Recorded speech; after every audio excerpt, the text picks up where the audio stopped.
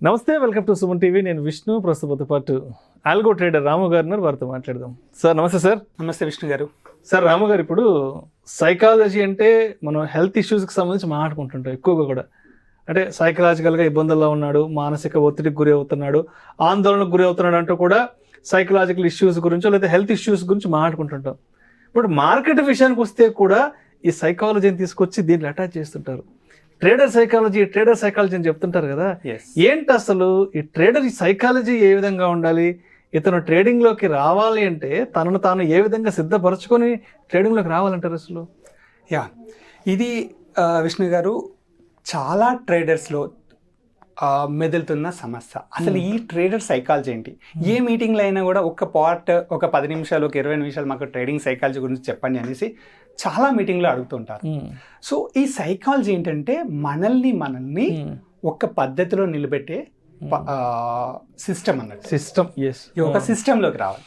మనము మన సిస్టమ్ తప్పి మనం వెళ్తుంటే అరే బాబా సైకోరా అని అంటారు. సో అంటే మన సిస్టమ్ తప్పుతున్నాం అంతే.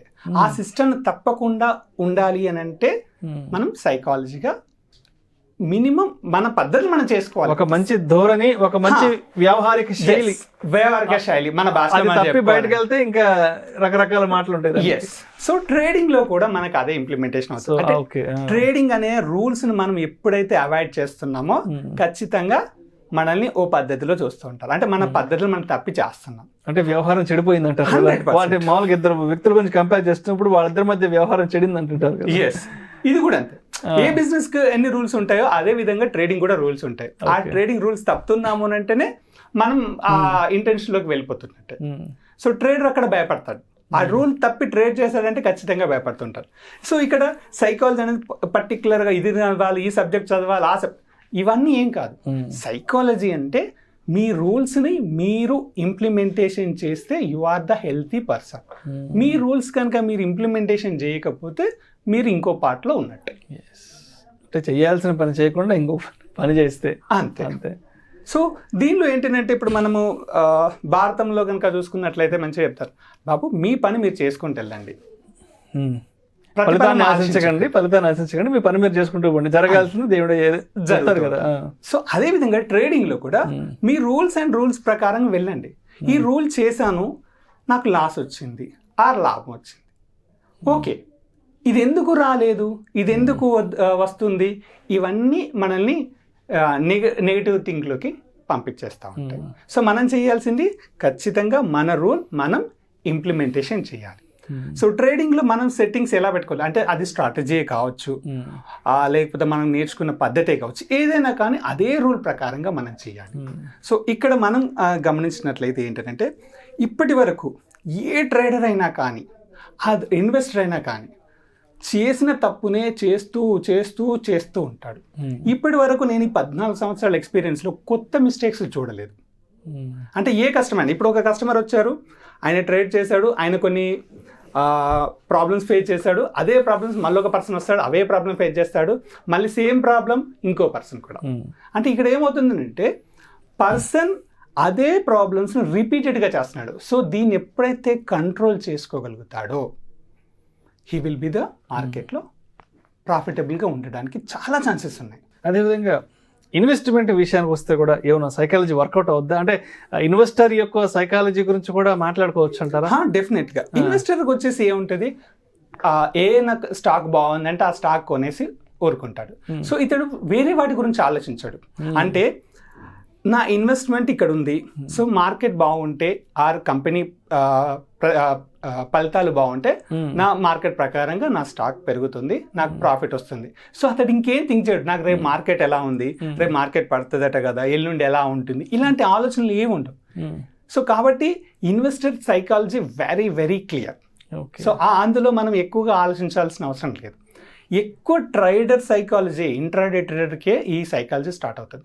ఎప్పుడైతే రేపు ఏం జరుగుతుందనే క్వశ్చన్ ఎవరైనా అడిగారు అంటే he is in the disturb mode. Right. అయితే మీరు అంటే మీరు ఒక మాట అన్నారు ఇప్పుడు చివరిలో, రేపు ఏం జరగబోతుంది, రేపు ఎలా ఉండబోతుందని ఒక డిస్టర్బెన్స్ మోడ్లో ఉంటారు కదా. ఇప్పుడు చాలామంది ఏం చేస్తారంటే రేపు ఏ స్టాక్ కొనాలి, ఎల్లుండి ఏ స్టాక్ కొనాలని అవతల వాళ్ళని అడుగుతుంటారు. అవును. అది అడగడం ఎంతవరకు కరెక్ట్ అంటారు? ఎందుకంటే మన హోంవర్క్ ఫస్ట్ మనకు ఉండాలి. అవును. మనం హోంవర్క్ చేసుకోవాలి, మన ప్రయత్నం మనం చేయాలి. ఏదన్నా అవసరమైతే ఇంకా అడగొచ్చు, కానీ సరదాగా సింపుల్గా ఒక మెసేజ్ పెట్టి ఒక ఫోన్ కాల్ చేసు, రేపు ఏం కొనుక్కోమంటావు, ఎల్లుండి ఏం కొనుక్కోమంటావు అంటే ఇదేమన్నా షర్టు ప్యాంటా ఒక షోరూమ్కి వెళ్ళి టక్కని పిక్ చేసుకోవడానికి? అంటే ఒక స్టాక్ని కొనే ముందు, ఒక స్టాక్ని పిక్ చేసుకునే ముందు ఆ స్టాక్ యొక్క పొటెన్షియాలిటీని మనం ఏ విధంగా అంచనా వేయాలి అసలు? ఇక్కడ మీరు అడిగిన క్వశ్చన్ ఎంత వ్యాలిడ్ క్వశ్చన్ అంటే అంత వ్యాలిడ్ క్వశ్చన్. ఎందుకంటే ప్రతి మీటింగ్లో ఇదే క్వశ్చన్. ఇప్పుడు మనం వీడియో చేసిన తర్వాత కూడా ఎప్పుడు కూడా ఏం కొనాలి అనేది ఎప్పుడు కూడా అడగకూడదు. సార్, ఈ స్టాక్ ను మీరు ఏ పాయింట్ ఆఫ్ లో రికమెండేషన్ చేశారు? Exactly, yes. సో ఆ స్టాక్ మీరు ఏ పారామీటర్స్ తీసుకున్నారు? ఇది కనుక అడిగితే మళ్ళీ మనం ఇంకేం కొనాలని అడగాల్సిన అవసరమే లేదు. ఎప్పుడు రెడీమేడ్ మార్కెట్లో మనకు రెడీమేడ్ వస్తువు ఏది దొరకదు. అది దొరికితే ఏమవుతుందంటే, ఇప్పుడు ఎగ్జాంపుల్ విష్ణు గారు ఏదో రికమెండేషన్ అడిగంటే అతని పాయింట్ ఆఫ్ లో చెప్పేస్తాడు. ఆ పాయింట్ ఆఫ్ లో మీకు కరెక్ట్ ఉండొచ్చు, కానీ అది కనుక వర్కౌట్ కాకపోతే విష్ణు గారు కాకపోతే ఈసారి రాము దగ్గరికి వెళ్తారు. అంటే అది నా గోల్ కి సూట్ అయి ఉండొచ్చు, బట్ అవతల వాళ్ళ గోల్ కి అది సూట్ అవ్వకపోవచ్చు కదా. ఎందుకంటే అతని గోల్స్ నా గోల్స్ డిఫరెంట్ గా ఉంటాయి. అతని పర్స్పెక్టివ్ నా పర్స్పెక్టివ్ డిఫరెంట్ గా ఉంటుంది. సింపుల్ గా అడిగడం అనేది కరెక్ట్ కాదు. ఎప్పుడు కూడా ఏ స్టాక్ కొనాలి అనే విషయాన్ని ఖచ్చితంగా పారామీటర్ రాసుకోవాల్సిందే. ఎందుకంటే స్టాక్లో నెంబర్ ఆఫ్ స్టాక్స్ ఉంటాయి. సీజనల్ స్టాక్ తీసుకుంటారా, డివిడెండ్ స్టాక్స్ తీసుకుంటారా, లేకపోతే బోనస్ ఇచ్చే స్టాక్స్ తీసుకుంటారా, మీరు ఎనీ స్టాక్స్ ఎవరు ఏ స్టాక్స్ తీసుకున్నా కానీ ఖచ్చితంగా ఇన్ని సంవత్సరాల ఎక్స్పీరియన్స్లో వాళ్ళకు ఈ స్టాక్ ఎందుకు కొన్నాము అనే ఒక ఐడియా వాళ్ళకి కనుక ఉండుంటే ఖచ్చితంగా నెక్స్ట్ ఫర్దర్గా మనకి ఈ క్వశ్చనే రిపీట్ కాదు. సో కంపల్సరీగా కస్టమర్కి మినిమం నాలెడ్జ్ ఉండాలి. ఇప్పుడు ఇదే విషయంలో ఇంకొక విషయం మనం సరదాగా మాట్లాడుకుందాము. వీటి గురించి మనం డిబేట్ పెట్టుకోలేము, కానీ మాట్లాడుకుందాం. ఇప్పుడు F&O ట్రేడింగ్లో లేదా ట్రేడింగ్లో నష్టపోయారు 90% అని మనకు ఒక యాప్ ఓపెన్ చేయగానే వచ్చేస్తుంది. ఓకే, సరే, ఈ 90% లాస్ అయ్యారు, 10% ప్రాఫిటబుల్ అంటే ఆ ప్రాఫిటబుల్ నుంచి పక్క పెడతాం. ఈ 90% లాసెస్లో రియల్గా వాళ్ళు ఓన్గా చేసి లాస్ అయిన వాళ్ళు ఎంతమంది ఉంటారు? వాళ్ళు ఇంకోళ్ళ మీద డిపెండ్ అయ్యి ఈ పాయింట్ ఆఫ్లో ఏ స్టాక్ కొనాలని అడిగి లాస్ అయిన వాళ్ళు ఎంతమంది ఉంటారు? సో ఈ అనాలిసిస్ వాళ్ళ దగ్గర ఎట్లా ఉండదు, కానీ మనం రిప్లై మనం చూసుకోవాలి. ఏంటంటే ఇప్పటి వరకు మనం ఏం చేసాం, ఈ సంవత్సరంలో ఏ ట్రేడ్ నేను సొంతగా చేసుకున్నాను, ఏ ట్రేడ్ నేను రికమెండేషన్ ద్వారా చేసుకున్నాను, ఏ ట్రేడ్ ఎవరి ద్వారా చేసుకున్నాను. సో ఓవరాల్గా నా స్ట్రెంత్ ప్రకారంగా వచ్చింది ఎంత, అసలు నేను ఎందుకు చేసుకోలేకపోతున్నాను, నేను ఎక్కడ మిస్టేక్ అవుతున్నాను. ఇది కనుక ఒక్కసారి ఫైనాన్షియల్ ఎడ్యుకేషన్ కనుక నేర్చుకోగలిగితే వెల్ అండ్ గుడ్. ఫర్దర్గా ఇండియాలో చాలామంది ఫైనాన్షియల్స్ మారిపోతారు. అండ్ అదేవిధంగా ఇప్పుడు మీలాంటి మార్కెట్ ఎక్స్పర్ట్స్ మీ వ్యూస్ని షేర్ చేస్తుంటారు. అంటే ఈ వీడియోస్ చాలామంది అడుగుతుంటారు, మీ ప్రాఫిట్ అండ్ లాస్ అకౌంట్ పెట్టచ్చు కదా, మీ ప్రాఫిట్ అండ్ లాస్ అకౌంట్ ఒకసారి చూపుతుంది. అంటే ఇది ఎంతవరకు కరెక్ట్? ఇప్పుడు మీ వ్యూస్ ఏదో మీరు చెప్పారు, ఆ ప్రాఫిట్ అండ్ లాస్ అకౌంట్ మాకు షేర్ చేయండి ఒకసారి మేము చూస్తామని చెప్పడం ఎంతవరకు correct? As per the SEBI rules ప్రకారం ఒక అనలిస్ట్ ఒక ట్రేడరు తన ప్రాఫిట్ అండ్ లాస్ అకౌంట్ అలా అడిగిన వాళ్ళకల్లా ఇచ్చేయడం అసలు అవకాశం ఉందా దానికి? ప్రాఫిట్ అండ్ లాస్ ఇస్తారా లేదా అని ఒక విషయం పక్కకి పెడితే, ఇచ్చే వాళ్ళ ప్రాఫిట్ అండ్ లాస్ ఎంతవరకు కరెక్ట్ అని ఎలా తెలుస్తుంది మనకి? సపోజ్ మనకు XYZ company profit and loss ఇచ్చి ఉంటాడు. సో అతడు ఇంకో దగ్గర చేసి ఉంటాడేమో, దానికి హెడ్జింగ్ ఇంకో దగ్గర పెట్టుంటాడేమో, మనకి ఈ విషయాలు తెలియదు కదా. సో ఎప్పుడు కూడా అతని ప్రాఫిట్ అండ్ లాస్ బట్టి మనం ఏమో చేయాలని కాదు, అతడు చెప్పే విషయం మనకు ఎంతవరకు ఉపయోగపడుతుంది, అది మనకు కావాలి. ఆయన ప్రాఫిట్ అండ్ లాస్తో మనకి ఏ సంబంధం లేదు. చాలా మంది అదే అడుగుతారు, ఆయన ప్రాఫిట్ అండ్ లాస్ బాగుంటే నేను చేస్తాను. ప్రాఫిట్ అండ్ లాస్ బాగాలేదు, ప్రాఫిట్ అండ్ లాస్ చూపించిన తర్వాత మాట్లాడండి, ఈ సొల్లంతా మాకు ఎందుకు? సో ప్రాఫిట్ అండ్ లాస్ విషయాన్ని కంపల్సరీగా కంప్లీట్గా పక్కకు పెట్టేసి అతని దగ్గర నుంచి మనం ఏ సబ్జెక్టు తీసుకోగలం, ఎంతవరకు మనం సబ్జెక్ట్ తీసుకోండి అది తీసుకోండి. అట్లీస్ట్ ఒక వ్యాలిడ్ పాయింట్ అన్న మనం తీసుకోగలగాలి. ఎన్ని ప్రాఫిట్ అండ్ లాస్ ఒక్కటి కాకుండా అతని దగ్గర సబ్జెక్ట్లో చాలా విషయాలు ఉంటాయి మనం లాక్కోవడానికి.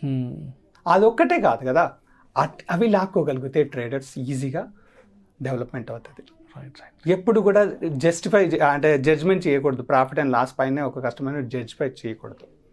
Profit and loss are common. So నా పాయింట్ ఆఫ్ లో నేనేమంటానంటే, ట్రేడింగ్లో ప్రాఫిట్ ఆర్ లాస్ ఇవి కామన్. దీంతో పాటు మీరు టెన్షన్స్ తెచ్చుకోకండి. సో కాబట్టి మన రూల్ కనుక మనం పెట్టుకోగలిగితే ఖచ్చితంగా మనం ప్రాఫిట్ను ఎంజాయ్ చేస్తాం, లాస్ను కూడా ఎంజాయ్ చేస్తాం. ఎందుకనంటే నా రూల్ నేను చేసేసాను, సో ప్రతిఫలంతో నాకేం ప్రాబ్లం లేదు. Thank you sir, thank you so much Ramu గారు. థ్యాంక్ యూ విష్ణు గారు. ఒక ట్రేడర్ యొక్క సైకాలజీ ఏ విధంగా ఉండాలి, ఒక ఇన్వెస్టర్ యొక్క సైకాలజీ కూడా ఎలా ఉండాలి, తను కూడా మార్కెట్స్కి సంబంధించిన ఎటువంటి విషయాల పట్ల తప్పనిసరిగా అవగాహన కలిగి ఉండాలనే అంశం గురించి చాలా చక్కగా తెలియజేసి thank you so much sir. Thank you అండి.